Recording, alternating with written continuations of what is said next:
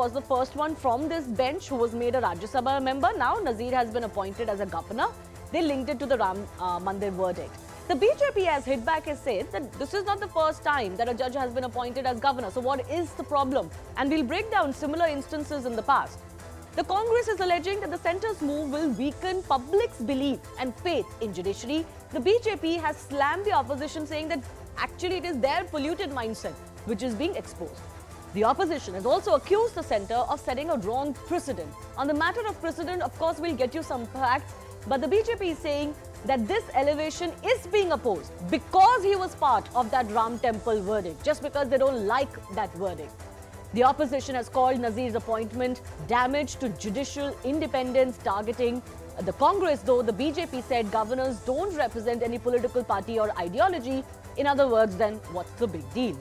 So let's take a look at Justice Nazeer's landmark verdicts.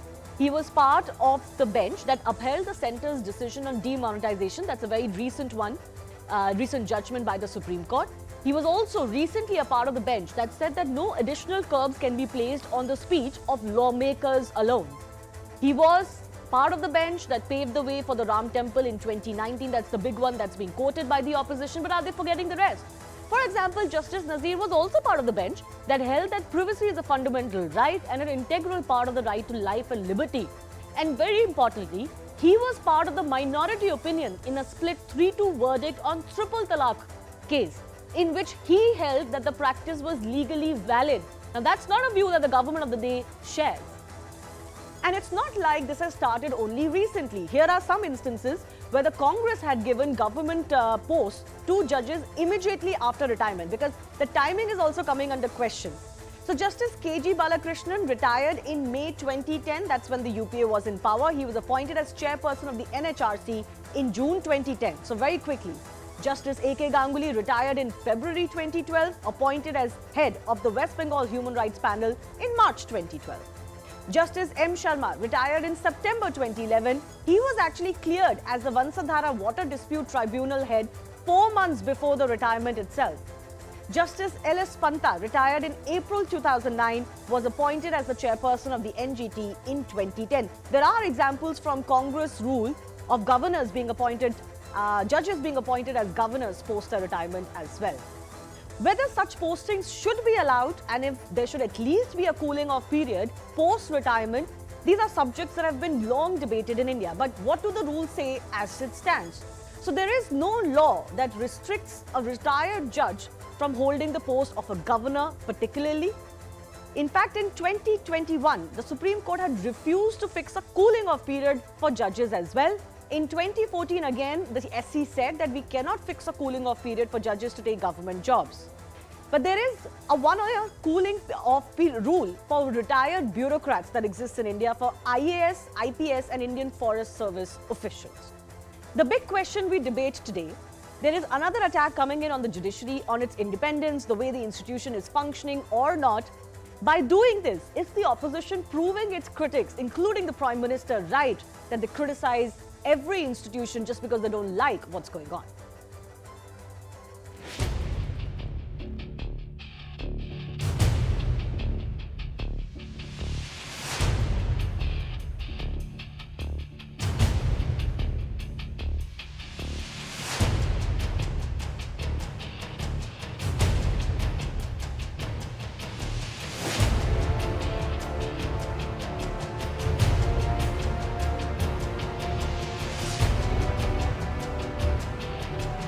People who have served in the apex judiciary, should they be accepting such post-retirement sinecures? जिन्होंने आपके बारे में favour किया, उनको कुछ ना कुछ फेवर आप कर रहे हो. Congress party itself had laid down the convention of giving positions to the retired judges. Some allegations on such appointment, I think it is not proper on the part of any political party.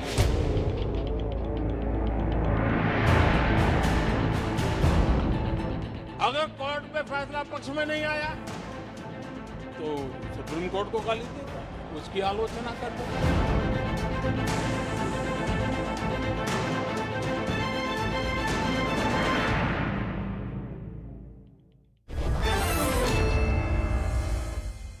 Joining me on the show, Gopal Krishnan Agarwal is the BJP national spokesperson. Ujjwal Nikam is senior Supreme Court advocate. Anup George Chaudhary, senior Supreme Court advocate as well. And Dr. Satish Chandra is former justice from the Allahabad High Court. And Dr. Chandra, I want to begin with you. How do you see the criticism that has come in line? Not the first time that these appointments have come under the scanner, but particularly one judgment of the former justice is being quoted. Is this a fair criticism of the appointment? No. The constitution itself is providing under Article 155 for the appointment of the governor, that is by the president. President means by the government. This is a political appointment. And 157 article says that he must be only a citizen and plus 35 years of age. That's all. This is the qualification. Nothing like that, that he should be a judge or he should be a politician. This is total discretion of the government to appoint anyone. And in the past, we have seen the Fatma Bibi, M. Fatma Bibi, in 1997, she was a governor in the Tamil Nadu and continued till 2001. And on 1st July, she resigned when there was the arrest, arbitrary arrest of Karnanidhi at the midnight. Yes. And another, this O.P. Verma, who was a judge in the Kerala High Court, he was also appointed as a governor of Punjab during the regime of Mr. Vajpayee. And P. Sivam, the CJI, who was also appointed in 2014 as a Kerala governor. And now the Abdul Nazeer is also appointed just after 40 days as a governor of the Andhra Pradesh. So this is the sequence, you can say. The examples are available, but here in this case, today's case, cry is this, that just after 40 days from the retirement. Secondly, he has given the judgment of the Ayodhya. This is coincident, or maybe this one award, or this opposition is saying this is award. But fact remains that he is a person, citizen of India and about the 35 years of age, and there is no bar for his appointment. Overall, would you say, overall though, if I broad base this discussion, overall, would you say that there is a problem when judges, retired judges are appointed as governors or any other government role? Or at least should there be a cooling off period, which the Supreme Court has deliberated many times? Madam, there are post-retirement, there are two types of posts. One is the judicial post or quasi-judicial post, for example, the head of the tribunal. Yes. Various tribunals are there. National Company Appellate Tribunal is there, Ashok Bhushan ji is there, and National Human Rights Commission. The chairman will remain the Supreme Court judge. So it is already written in that provision is there. And also the state governments, the National Human Rights Commission, there are very, very various posts where the quasi-judicial nature is there. Can be appointed immediately, but question arises when there is some political post like the governor. Okay. So this is the only discretion of the government. And cooling period, if it is there, it is better for the governmental posts, political posts, but not the for judicial posts.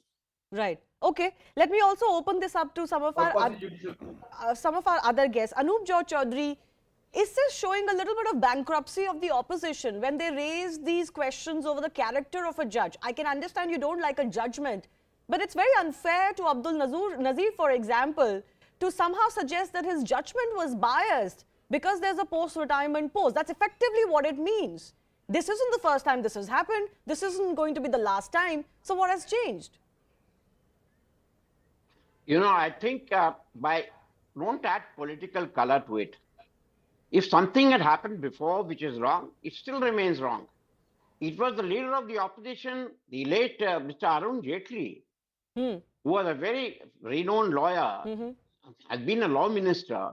When he was in the opposition, he clearly said, his statement is there, that post-retirement appointments of judges should not be made. Because that conveys a pre-retirement benefit that to occur and helps them, and independence of judiciary is lost. So this is their own BJP's very reasoned judge. You know, he was a class lawyer and a very good person, and he raised his objections. So it's now coming back to the BJP. I don't say anything personally against Mr. Nazeer. And what the gentleman now was saying, nothing is illegal. We are not talking about illegality. We are not talking about illegality at all. Why give a chance for anybody to say something like this? Because again, politics is politics. Fingers are going to be raised, and the embarrassment is to Justice Nazeer himself. Previously, what happened, Justice Sathasivam was appointed as governor of Kerala as Chief Justice of India to go as governor. He is actually lowering his protocol. As a Chief Justice of India, he outranks the governor. But then after retirement, he goes there as a governor. Okay. There may not be anything in that at all. But what is the question of? It's a question of perception. Okay, but can I just come in on the issue of perception? Is this something which is completely breaking protocol from what it was in the past? Let me just quote an example. There is a precedent of something like this as far back as the 1950s. Justice Fazal Ali became Odisha government post-retirement, and it happened within a year of his retirement. So this goes as far back as the 1950s as a practice. Now, if we want to project this practice as a bad, wrong practice, we must come together and actually debar it then. Yes, absolutely correct. And that's what Mr. Jaitley wanted, to create a atmosphere where everybody agrees on this point. That yes, don't do that, because it gives wrong signals. Even if there is nothing, it gives wrong signals. But is the opposition, does the opposition have the higher moral ground to raise this objection today? That's my fundamental question. No, objection every. Arun Jaitley raised it in 12 when he was in the opposition. So you will say why he raised it in 12 and why is the BJP not doing this today? So it all depends. Opposition is going to raise this issue. They are meant for that. Okay. Like when Arun Jaitley was in the opposition, he raised this issue. So obviously when the opposition is raising this issue now, relying on the statement of Mr. Jaitley as the leader of the opposition in Rajya Sabha. Okay, the other fundamental question, okay, fair enough. The other fundamental question I want to raise, and I'll go across to Ujjwal Nikam, another senior advocate, and then I'll give our political representative Gopal Krishna Agarwal an opportunity to respond to all of these points being made. The other issue here today is, Ujjwal Nikam, that while one judgment that Justice Nazeer was part of, which is the Ayodhya judgment, no denying a landmark judgment in Indian jurisprudence, is being quoted as some sort of a reward that he's getting for, the critics are very conveniently forgetting he was also part of the minority judgment that did not agree with the government line on triple talaq legislation, for example. So you cannot pick and choose. You have to see this in totality. Ujjwal Nikam. Absolutely correct, Shivani. But let me make it very clear at the outset that I am not practicing in the Supreme Court. I am practicing in Maharashtra. Yeah, I beg your pardon. There are two questions that cropped up for the consideration. The first question that is to be considered, whether there was any illegality in appointing the retired Supreme Court judge as a governor, because the post of the governor is a constitutional post. Now, question number two again, that whether there was any impropriety. I am using the word impropriety on the part of the judge to accept the post, the said post of the governor. Now, you say at present, after retirement, the Supreme Court judge or any judge, he becomes the free citizen of our country. So, he can accept any post if he thinks fit to do and to discharge the work as per the constitutional post. Now, the question number two is whether there was any impropriety. Now, it is for the Mr. Nazeer to consider whether it was improper or proper to accept the post. Okay. Now, you say public perception, whatever it may be, I don't want to enter into that political area. But what you have quoted about Mr. Nazeer's judgment, that is in a minority view. And even then that judgment cannot be quoted as a basis to condemn the government's action or to condemn Mr. Nazeer also. Okay. So what is the wrong? What heaven is going to fall? Even if you consider the foreign country, in US also, the many retired Supreme Court judges are appointed on number of the occasions, on number of the posts. And therefore, I don't find any fallacy either in appointing the judge or to accept the vote. It's a question of public perception. What my other panelist friend has rightly said, it is the question of the public perception. And it is for the concern, because I am working as a special public for number of cases and I am a free citizen. I can accept and I can defend the criminal, but I don't accept the criminal's matter because I would like to have the public perception to be toe with my line. Okay, fair enough. You drew a comparison about US. In US, actually, all Supreme Court judges' appointment in itself is very political. So, you know, their system is remarkably different than what we are following right now. I think Mr. Chaudhary wants to come in and say something. Yes, Mr. Chaudhary, a minute I'll give to you before Mr. Nikam can respond. Yeah, I'll just point. Ujjwal Nikam talked about the fallacy and correctness and illegality. That's not correct. That's immaterial in this case. Nobody is saying there's a fallacy. Nobody is saying there is an illegality. If this has to be by a consensus, it should come under the judges' service condition rules by all concerned, because it sends out a wrong message. Now see, the media takes advantage of it. The media is referring to some judgment by Justice Nazeer. That's not fair to him. No, we are not And we have referring it given because enough. we like it. No, sorry, sir. These are statements that have come in from political parties quoting the Ram Temple judgment. No, even without Correct. political parties, I read the Indian Express also. I read the Times of India in the morning. It is being quoted not that it's something spoken by the opposition or somebody. No, but it it's has. news. Sir, it has. So Maybe you have they to didn't worry have this about by your the time the paper was TRP printed last ratings evening. also. We have responses on camera by opposition leaders where they've No, said but that this is you- because of Ram I'm Temple. not saying They what said this you for should- Ranjan Gogoi too, by the way. Oh, I'm not saying that you have done something wrong. What Yeah. I'm saying is media will publicize something which helps them to publicize and attract. And there is the question of TRP ratings as well. There's nothing I'm wrong not with sure that, how absolutely. TRPs come into But here. why give a chance? I'm only saying this. That's Any something. political No, party- sir, I'm sorry. I'll defend the media here with all due respect. We've only quoted what the opposition is saying here. They should have been mindful of not dragging a former Supreme Court judge into what judgments he or she has given. But let Mr. You Nikam. see- Okay, yes, please finish quickly. Can I? Yeah. Who wants to? Gopal Agarwal wants to come in. Yes, please come in. I would like to underscore 3-4 points that are very important. Yes. The opposition is opposing the appointment of Justice Nazeer on the governorship. I just want to say, are they opposing because it is not constitutional or not? So it is clear that it's a constitutional appointment. Constitutionally, it is not wrong.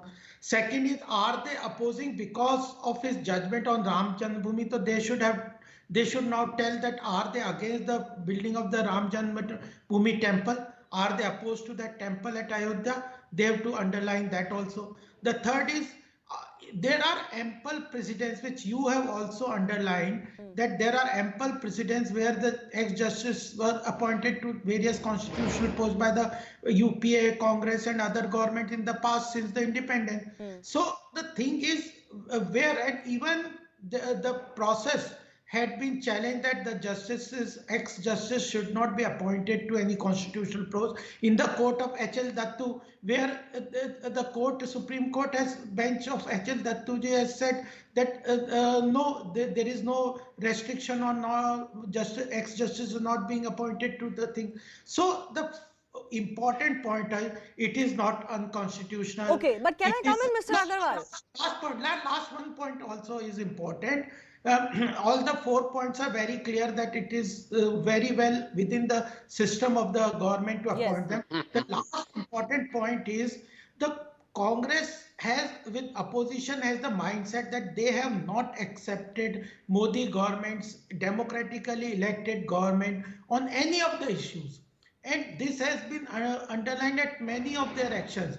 They will go to any extent to undermine any institution in their zeal to oppose any of the decision of our Modi government. So they will undermine the Supreme Court, they will undermine Election Commission, they will undermine other institutions, regulatory organization, everywhere they will say government.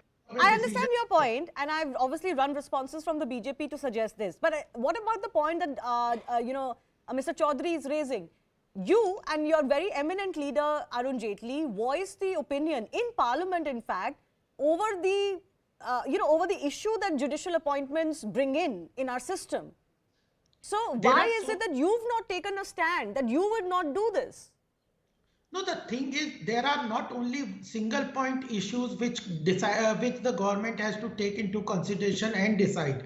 The government, our government, has been empowering people from the communities, whether it is women, Dalit, OBC, minorities, wherever we find situations where we can empower them and bring them to various constitutional posts. Our government is doing it. Can I take that to Ujjwal Nikam also and then Satish Chandra? In fact, Ujjwal Nikam, the government is saying, look, there are not many minority judges from the Muslim community in the Supreme Court. if anything, this decision should be seen as promoting judges from the minority community and then in such respectable positions as governors. So what is your question, Shivani? Is that a fair argument for the government to make, that this should be seen as promoting minorities in India, you think? Or should that be left aside from these appointments? See, Shivani, let me make it very clear.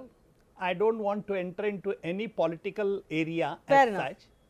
But I must say that it is for the concerned person, that it is for the Mr. Nazeer, has to consider whether by accepting such post of a governor, what public perception will be carried in the mind of public.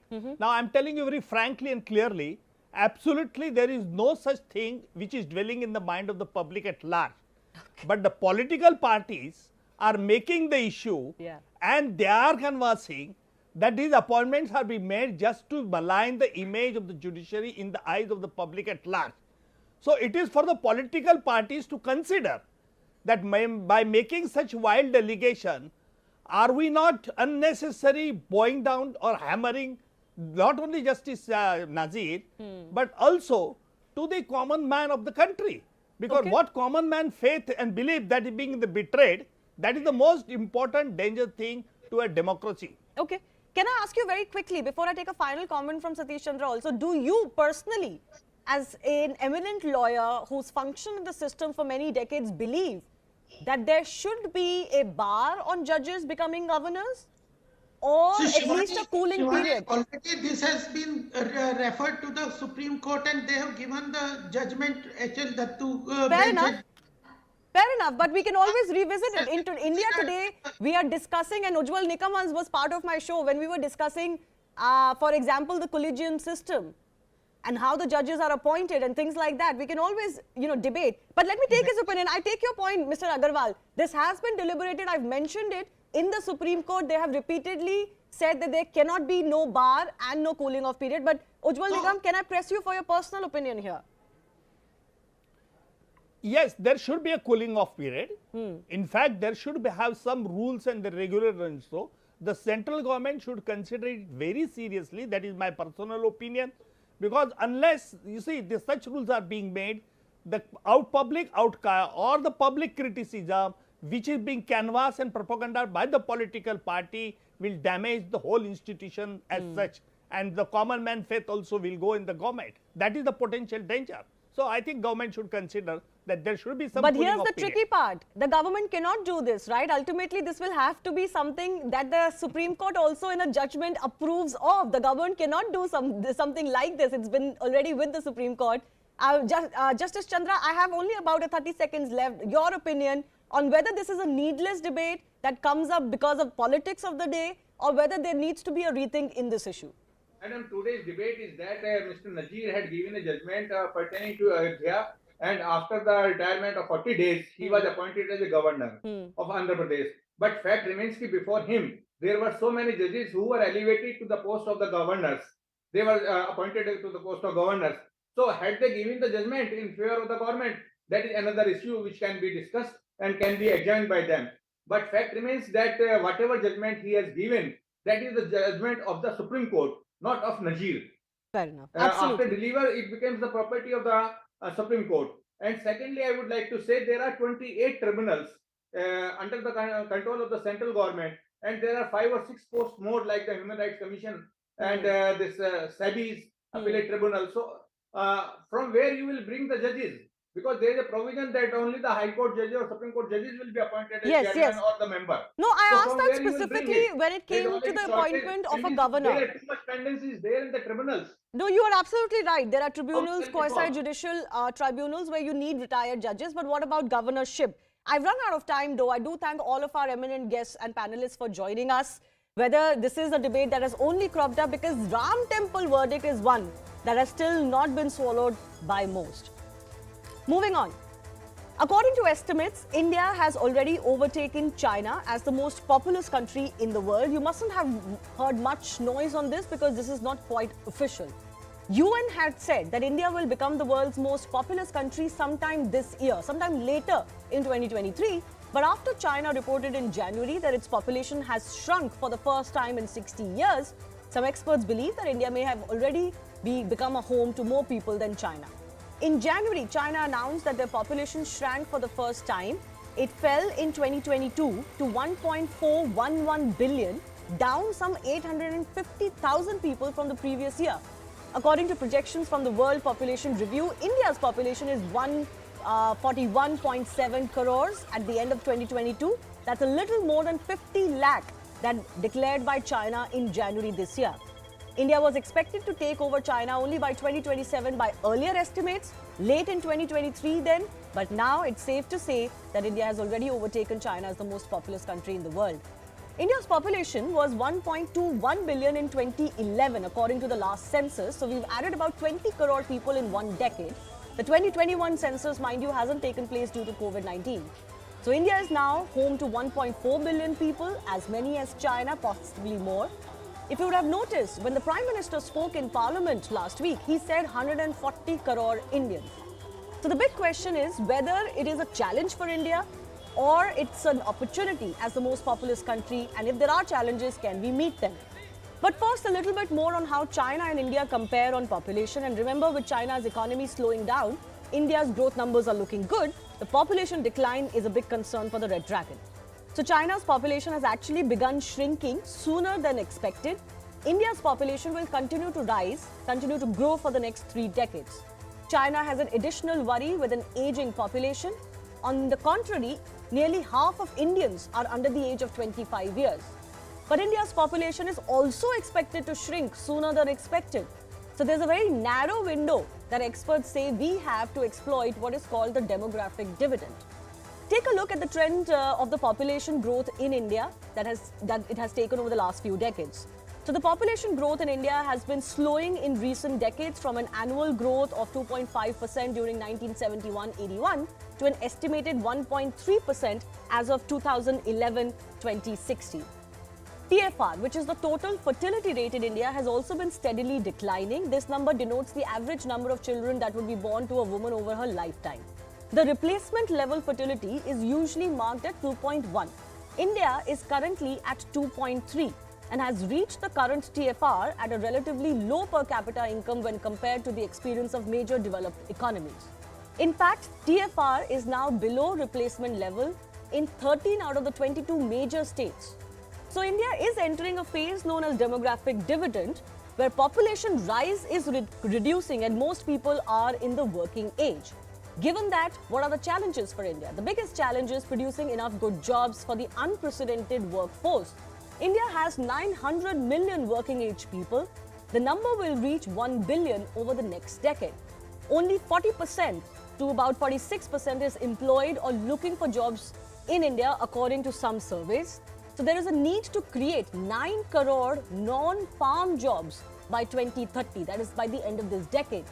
Remember, more than 45% of Indian workforce is still employed in the agricultural sector.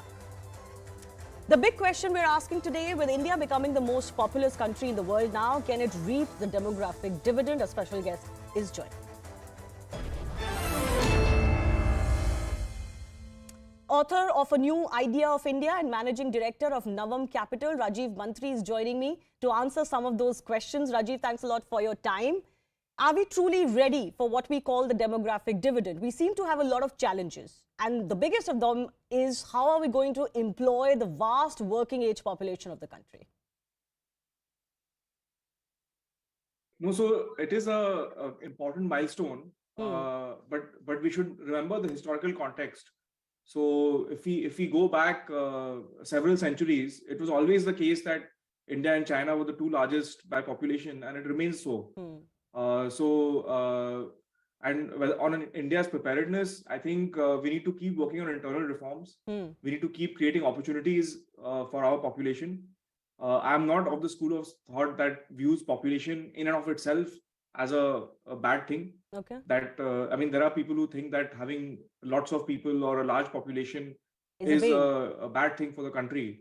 I'm not of that school of thought. I believe that what India needs is a kind of an internal kind of economy and the systems and kind of rules and laws which will enable our people to be able to realize their potential. Yeah. So we often find, actually, in the last 50 years, we've seen that lots of Indians have excelled when they leave the country. Yes. So thus we have a large diaspora today, probably millions of people across the Western world, as well as countries like Singapore.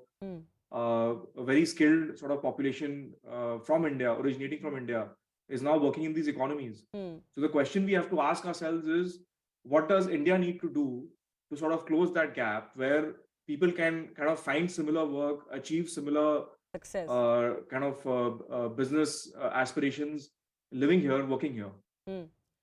Isn't creation of jobs, Rajiv, which has been at the center of the discussion and debate in India over the last decade or so, the biggest concern? Because we are not producing enough jobs, that much almost all of us can agree, certainly not enough as much as we need in non-agricultural sector going forward. So most definitely. So actually, when we talk of Indian sort of immigrants, like Indians who are going abroad, there is also obviously a very large segment that is working in the Gulf countries. So besides like the skilled section, there is also a large section which is working in sectors like construction in the Gulf economies. So there too, obviously there are reasons why they're going there, probably for better pay and so on. But there's no doubt that India needs to do much more to increase the share of labor-intensive manufacturing. And to that end, whatever reforms are required, be it on the labor law side, be it in the area of land, I think our states and the union government should push those forward. So according to you, as far as these important reforms that you mentioned are concerned, are we lagging behind then?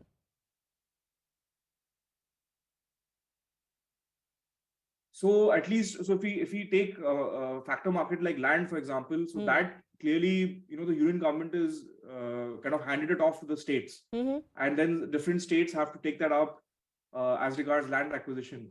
And obviously some states are doing more work on this than others. I mean, some states in East India have decided that they don't want anything to do with land acquisition. And thus they're not seeing any kind of heavy industry or manufacturing industry come here. But by the same token, you are finding certain states are able to sort of help industries with land acquisition or provide land as required, and they are attracting investment. So if you look at the second piece, which is labor laws, now the parliament had passed the labor code bills. It has been probably 3 years now, or over 2 years. Yeah. And the states are yet to notify the implementation. So that is somewhere I think it should be done at the earliest, because that could be one of the bottlenecks that is preventing sort of, or rather holding back medium-sized companies from becoming very large-sized companies. In sectors like, let's say, textiles or shoe manufacturing or other kinds of labor-intensive kind of light manufacturers. Yeah. As I mentioned, the window is actually pretty short for us. So if we have to reap these benefits, we have to start doing it now. In fact, yesterday. But let me come to the question of skill and education, which is also one of the big issues when it comes to India's large population. Many believe that with nearly half of the population under the age of 30 and 25, the biggest challenge is how are we going to educate them?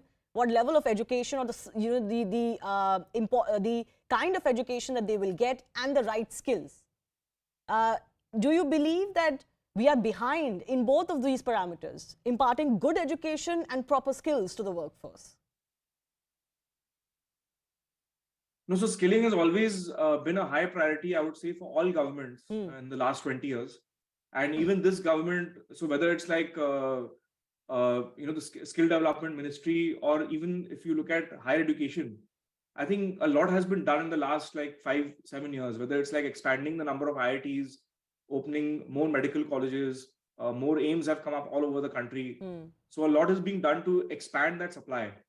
And obviously, many of these institutions are also being filled up with students. Yeah. That means, even the people are going for that kind of training. And when it comes to skill development, no doubt that, much of this will happen as and when these particular industries take off, because probably the best learning comes when you are actually learning on the job. So those who are working on the assembly line at the iPhone manufacturing plants, for example, that have come up in the last 3 years. So they would actually get the best kind of training. And I don't know if something can be done to actually kind of complement that or replace that. Okay. So it really comes down to, in my view, creating the space for businesses to make those investments, set up the factories, and then of course we have a large labor pool, which is why so many global corporations want to come and set up shop in India. Let me just, broaden this instead of specifics, just as the larger picture, Rajiv. It's been widely believed that the next few decades are India's decades. You compare to what is happening in China, they've got an aging population, the economy is not growing as fast as India's. Overall, in the larger scheme of things, what do you see for India in the next few decades? So one of the obvious kind of takeaways, if you look at the sort of demographic profile of various countries, not just China, but pretty much all over East Asia, all over Europe, there is a sort of clear tendency of the population going to age rapidly in the next 25 years. In fact, in countries like Japan, Korea, and China, there is going to be probably a degrowth, meaningful degrowth in the population. So, and then in a way, India is going to be counter-cyclical, where we will see our population continuing to grow steadily.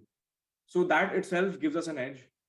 Along with that, I believe we have achieved successfully sort of implementing many important structural changes in the economy over the last 8-9 years. And we are continuing to work on that. We are essentially expanding our productive capacities. And along with the kind of demographic sort of plus point that we have compared to other large economies, I think that holds us in very good stead. You're overall very optimistic that India can actually reap the benefits of a large working age population and market, and that we are on track. But I do want to end this conversation by finally asking you, what is it that you think India really, really needs to do, apart from some of the things you've mentioned, if we are to truly reap the demographic dividend? So I think so there are two parts to it. One is on the internal internal reforms. We need to keep pushing the pedal on important reforms. We can see on the anvil things like the direct tax code. A new direct tax code is required now for the kind of economy that we have become. So just in the way we saw a significant reform of indirect taxes, we need a reform of direct taxes. Okay. I think that's a big one. Then the government has committed to a policy of privatization, which I think we need to see execution on. We need to see the government kind of step back from many of the industries where it is an active participant and leave space for private industry to step in, for the private sector to step in. Along with that, on the external side, I think India needs to keep pursuing free trade agreements and enter those kind of partnerships with friendly countries. We have already done that with countries like Australia, U.A.E. We are working on that with the UK. Yes. And more can be done with our allies and friends all over the world. Okay. Well, we have seen how reforms have been a little bit tricky in India. Some have been rolled back, some have not really seen the light of day and failed to take off. We'll leave it at that. Rajiv Mantri, thanks a lot for joining us for our special discussion. On that note, I have to slip into a very short break. On the other side, we'll get you what is happening around the world, especially when it comes to UFO sightings in many countries. Stay tuned.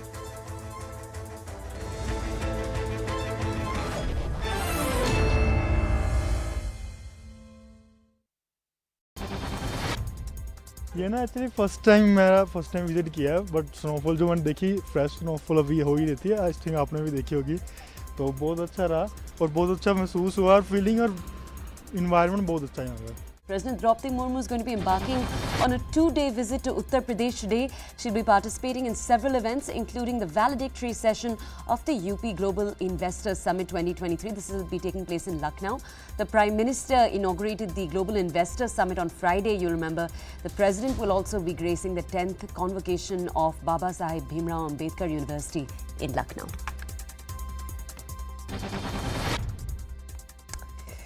And when it comes to the Prime Minister will be inaugurating the 246-kilometer Delhi-Dausa-Lalsab stretch of the Delhi-Mumbai Expressway. Now, why this is key is because what the stretch does is it reduces the travel time from Jaipur to the national capital. Right now it takes about 5 hours. It will be cut down to about 3.5 hours. First leg of the Delhi-Mumbai Expressway is all set to be thrown open to public by Prime Minister Narendra Modi from Rajasthan's Dausa. Now, we are currently reporting from that particular stretch. Now, this is the stretch of 246 km long, which is of the Delhi-Dausa-Lalsot, made at a cost of 12,150 crore. Now, currently it takes 5 hours to reach from Delhi to Jaipur, but now after the inauguration of the same expressway, it is going to take the same distance to be covered in 3.5 hours. The Prime Minister will be visiting pole-bound Karnataka on Feb 13 to inaugurate the 14th edition of Aero India 2023. This is at the Air Force Station in the capital. Now, the 14th edition will include aerial displays by aircrafts along with a large exhibition and a trade of aerospace companies. Also in Karnataka, yesterday, the Union Home Minister Amit Shah was visiting, launched a scathing attack against the Congress. He said that it strengthens anti-national elements and can never protect the state. The Congress has obviously rebutted that. He argued that the Congress has released 1,700 members of the Popular Front of India. Remember, that's the group that the central government banned a few months ago. Now, we'll tell you more about what was said. This was all yesterday in Karnataka. Moving now to Chhattisgarh, where after a long visit to the pole-bound state, the BJP National President JP Nadda will be visiting West Bengal today. The BJP President will address 2 gatherings. He'll also help organize meetings as a part of measures to strengthen the Saffron Party's hopes within West Bengal, where they have stiff competition from the TMC. And now to some important appointments. President Droupadi Murmu has accepted the resignation of the Maharashtra Governor Bhagat Singh Koshyari. Remember, he had a very long, full of controversy tenure all the way back since 2019. Koshyari, as we just told you, served for the state for over 3 years. He's being replaced by the current governor of Jharkhand, Ramesh Bes. And now let's back to the national capital, where an anti-encroachment drive continues in Mehrauli amid protests by locals. Yesterday, the Delhi Chief Minister Arvind Kejriwal actually came out. He asked the DDA, the Delhi Development Authority, to stop its anti-encroachment drive. He also announced a fresh demarcation exercise in the area. And the MCD attempts again and again to have mayor polls. The Lieutenant Governor right here in Delhi, Vinod Saxena, has issued and announced 16th February is going to be the fresh date for these mayoral polls. You'll remember the Delhi government has attempted a few times now to have the mayoral polls go smoothly. They have so far failed. And former Bihar Chief Minister Lalu Prasad Yadav returned to the national capital on Saturday after undergoing a successful kidney transplant surgery in Singapore. This was in December over the past year. The RJD president was unwell. He was under treatment. Earlier, his daughter, who had donated the kidney to her father, actually shared an emotional post on Twitter about his recovery journey.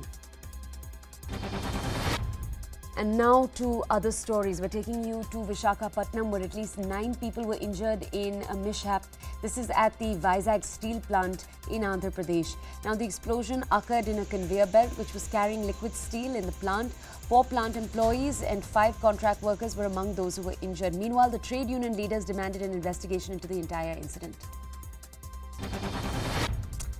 And now in Uttar Pradesh, where a fire broke out in Kanpur, in a part of Kanpur in Uttar Pradesh. The fire destroyed 8 vehicles parked in police custody. Local police reached the spot. They brought the fire under control with the help of the fire department. And the cause of the fire is as of yet unknown. बर्रा थाना के अंतर्गत पड़ने वाली एक पुरानी चौकी, बर्रा चौकी, जो वर्तमान में जहां पर सरकारी कार्य नहीं होता है, पर आग लगने की सूचना मिली। सूचना मिलते ही स्थानीय पुलिस मौके पर पहुंची और फायर सर्विसेज की मदद से आग पर काबू पा लिया गया।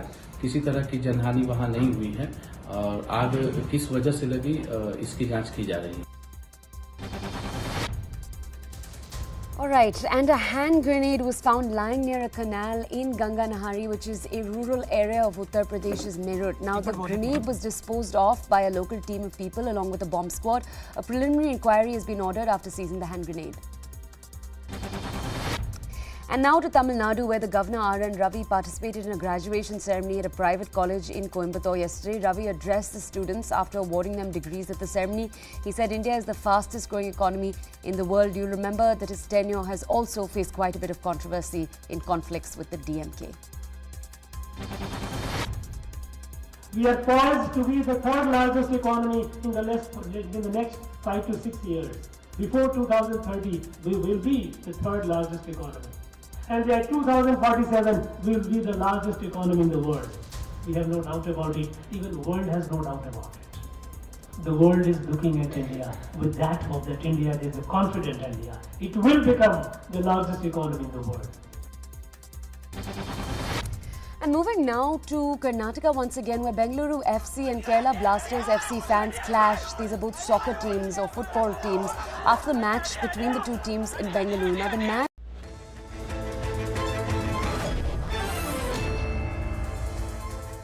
Welcome back. Unidentified flying objects are being spotted in many countries over the past week. The development comes days after a Chinese spy balloon was shot down in North Carolina on February 4 in the U.S. But in the U.S. and bordering Canada alone, there have been 3 confirmed such episodes over the last 3 days alone. What's piquing everyone's interest is that while we don't really have any footage of these recent sightings, the official agencies are calling them unidentified objects or UFOs. The Pentagon, for example, says the objects were different from the surveillance balloon and they're not ruling out anything. They also mention how the shape of one such object was cylindrical, immediately invoking alien imagery, and that it seems to have no clear propulsion system. But it doesn't end here. There have been sightings even in Uruguay and China. Let me first break down, though, what has transpired in the US. So on Feb 4 was when the US military brought down this suspected Chinese balloon, an episode that increased tensions between Washington and Beijing. Then on February 10 of the week gone by, Pentagon shot down a UAP or a UFO as they call it over Alaska. The very next day, US and Canada take down another UFO over Yukon, which is a region in Canada. And the very next day again, another flying object is shot down over Michigan, a US state. In fact, there was also a closure of airspace over Montana a day before that, but no object was found. It was called a radar anomaly. The reason these sightings are becoming a worldwide talking point is because the agencies themselves are not ruling out that these objects could indeed be alien. Van Herk, head of North American Aerospace Defense Command, for example, has said, "We're calling them objects, not balloons, for a reason." When asked if he's ruling out alien tech, he said, "I'll let the intel community and the counterintelligence community figure that out. I haven't ruled out anything." On that note, let's also listen in to what some of the US and Canadian authorities have said over these sites. We have no further details about the object at this time, including any description of its capabilities, purpose, or origin. The object was about the size of a small car, so not similar in size or shape to the high-altitude surveillance balloon that was taken down off the coast of South Carolina on February 4. The Department of Defense was tracking a high-altitude object over Alaska airspace in the last 24 hours and posed a reasonable threat to the safety of civilian flight. Out of an abundance of caution and at the recommendation of the Pentagon, President Biden ordered the military to down the object. And they did, calling this an object because that's the best description we have right now. We do not know who owns it, whether it's state-owned or corporate-owned or privately owned. We just don't know. We don't have any information that would confirm a stated purpose for this object. We do expect to be able to recover the debris. At the direction of the Prime Minister, aircraft assigned to NORAD successfully took down this high-altitude airborne object. To the best of our knowledge, this was the first time that a NORAD operation has downed an aerial object.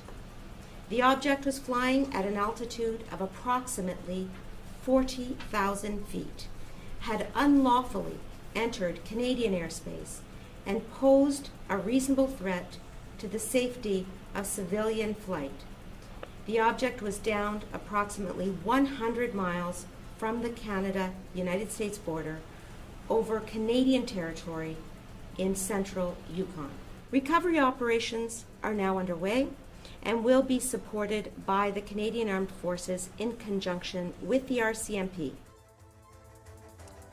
Another sighting was officially disclosed in China too, making it a bit more curious for all concerned. So Global Times, which is the Chinese media mouthpiece, revealed that local maritime authorities in East China's Shandong province announced on Sunday that they had spotted an unidentified flying object in waters near the coastal city of Rizhao in the province. And they were preparing to shoot it down as well. Along with that, they've sent a reminder to fishermen folk, for example, to be safe via messages. And that's not all. The Uruguayan Air Force is carrying out an investigation, it says, after receiving complaints about the sighting of flashing lights in the sky over Termas de Almeron. They even made a statement saying the Uruguayan Air Force informs that in view of the complaints received on the night of Friday, February 10, regarding the sighting of flashing lights in the sky in the area of Termas de Almeron, the intervention of the Kridovny, which is the Commission Receiver and Investigator of Complaints of Unidentified Flying Objects, has deployed investigators in that area of the country to gather information and interview witnesses. So the issue that we're discussing today, is this truly an intrusion by aliens, or is this some enemy technology that has got everyone worked up? Group Captain Uttam Kumar Devnath, former Indian Air Force officer and defense expert, is joining me on the show with that. What's your opinion, first up, Group Captain? Because a lot of these sightings are happening at the same time across the world. A lot of people will be very interested to know what's really happening here. Yeah, all children, all teenagers are so curious. But on the serious part of it, it happens. Sometimes there will be a weather phenomena. The sunlight or the moonlight will get reflected from a peculiar angle, what we call in physics total internal reflection. So it may be one of those phenomena. If you have been to northern latitude, you will see aurora lights, which glow up at night depending upon temperature and the density of the air.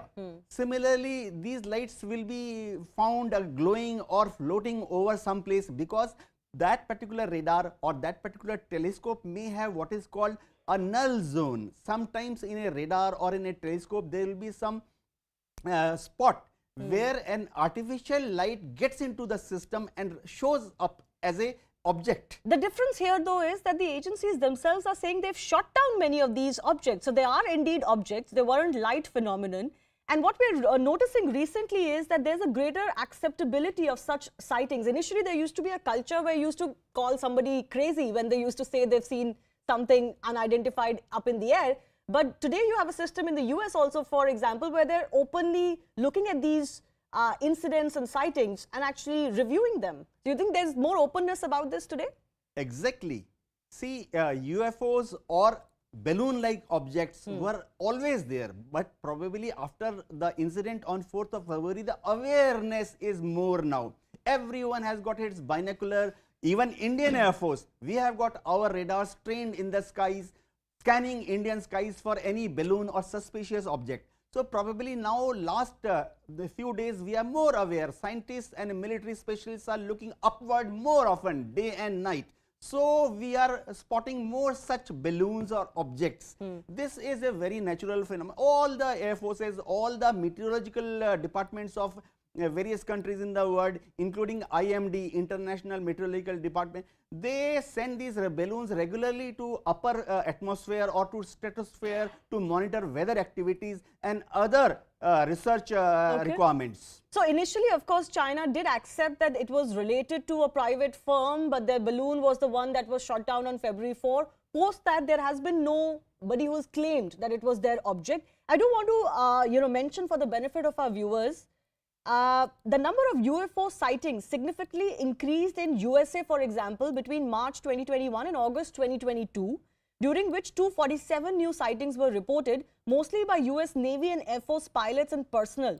That's almost a double of 144 UFO sightings in the previous 17-year period. And many experts believe, Group Captain, that that's because the system also is now geared towards accepting these sightings rather than denying these sightings. But I want to understand from you, what is the mechanism in India, or how many times would you remember that something similar has happened in India? where something unidentified has been spotted and jets have been scrambled, for example? Oh, I was a fighter pilot in Air Force for 34 years. Yes. And probably in these 34 years, I remember only 2 occasions when over the skies of India, we had some suspicious object and we launched our interceptor aircraft. They climbed up to that height and then reported that they were probably debris of a balloon which was descending after. See, these balloons, once they rise, they expand because there is a gas inside, and they explode when they climb up to a height of 40, 60, 80,000 feet. So probably in Indian Air Force case, those were debris of the balloon which were falling down. Okay. And there was no damage caused to anyone. Can I ask you, in this case, there are reports where agencies themselves are saying that these are cylindrical or octagonal objects. They don't know how they were being propelled. They don't seem to have any payload. What do you think, in your experience? Are we truly witnessing some sort of alien phenomena, or will this be soon explained, you think? Oh, I wish these were UFOs. Every kid will be so thrilled. But let me explain the viewers that the US scientific community, NASA, carried out a study from 1973 all the way up to 1993, a period lasting 20 years, during which they deployed their spatial sensors not only in upper atmosphere but also in lower Earth orbit.